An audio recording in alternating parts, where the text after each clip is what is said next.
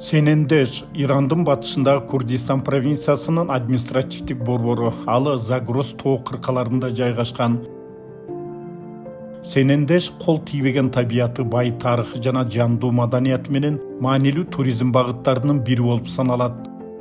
Бул шаар Абидар Токой паркы жана Атактуулар паркы менен белгилүү.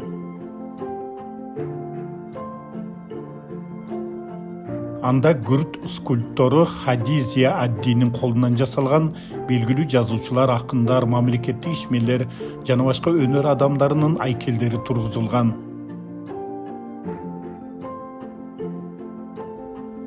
Парктагы Асма көпүрө да туристтердин сүйүктүү жайы.